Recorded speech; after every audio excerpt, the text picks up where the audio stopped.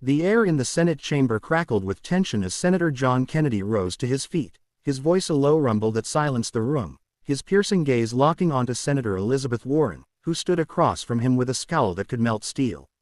It had all started earlier that day when Warren, fueled by a fiery passion for her latest economic reform proposal, had cornered Kennedy in a private hallway, her finger jabbing the air as she warned him to back off or face the consequences of her political wrath, her words dripping with a threat that left Kennedy's usually unflappable demeanor rattled.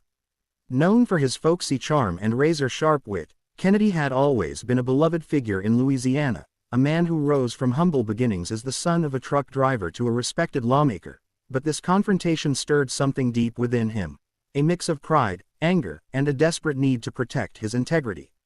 Warren, on the other hand, was a tenacious advocate for the working class, shaped by her own struggles as a single mother who clawed her way to Harvard Law, her resolve hardened by years of battling corporate greed, yet her intensity sometimes bordered on overzealousness, alienating even her allies. As the day wore on, the Senate debate intensified, with both senators trading barbs over the proposed legislation that would impose strict regulations on small businesses, a policy Kennedy argued would crush the very people Warren claimed to defend. The chamber buzzed with whispers as aides and onlookers sensed the brewing storm, the stakes feeling personal now after Warren's earlier threat.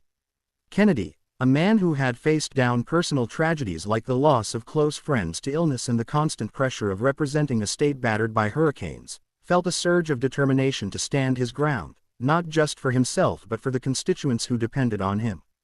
Warren, meanwhile, was driven by a haunting memory of her own family's financial ruin during her childhood, a wound that fueled her crusade but also blinded her to the unintended consequences of her policies. The clash was no longer just political, it was a collision of two souls shaped by hardship, each believing they held the moral high ground. The turning point came when Warren, in a heated exchange, accused Kennedy of being out of touch with the struggles of ordinary Americans, her voice rising as she demanded he explain his opposition. The room held its breath as Kennedy adjusted his glasses, his expression unreadable, the weight of the moment pressing down on him. He paused, letting the silence stretch, a tactic he'd honed over years of courtroom battles, before delivering a single sentence that would echo through the halls of Congress. "Senator Warren, I've wiped the sweat off my brow working alongside the folks you claim to save, and I'll be damned if I let you bury them under your good intentions." The words hit like a thunderclap, a blend of raw emotion and undeniable truth that left Warren momentarily speechless, her face flushing as the chamber erupted in a mix of gasps and applause. It wasn't just the wit, it was the authenticity, the image of Kennedy as a man who knew the dirt under his nails and the weight of a hard day's labor, contrasting with Warren's polished rhetoric. The aftermath was electric. Warren, stung but not defeated, retreated to her office, her mind racing with a mix of anger and self-reflection. She replayed Kennedy's words, realizing they carried a truth she hadn't fully considered, the need to balance her ideals with the realities on the ground. Kennedy, meanwhile, sat quietly at his desk, the adrenaline fading into a weary pride, knowing he'd defended his people but also wondering if he'd crossed a line. Over the next few days, an unexpected olive branch arrived. Warren requested a private meeting, her tone softened as she admitted her threat had been a mistake born of frustration. The meeting was tense at first, but as they shared stories, Kennedy of his father's sacrifices, Warren of her mother's resilience, they found common ground, a mutual respect emerging from their shared roots in struggle.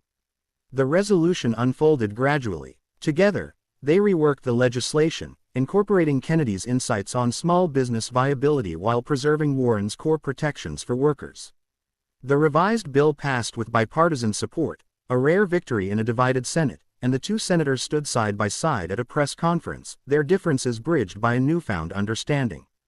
For Kennedy, it was a triumph of standing firm yet open to compromise. For Warren, it was a lesson in listening beyond her own echo chamber. The story spread across news outlets and social media, inspiring a wave of hope among viewers who saw not just a political win but a human one, proof that even the fiercest adversaries could find unity through empathy. By the end, as the camera panned out from the Senate floor, the message was clear. In a world torn by division, the courage to speak truth and the humility to listen can forge bridges where walls once stood, leaving an inspiring call to action for all to seek understanding over conflict.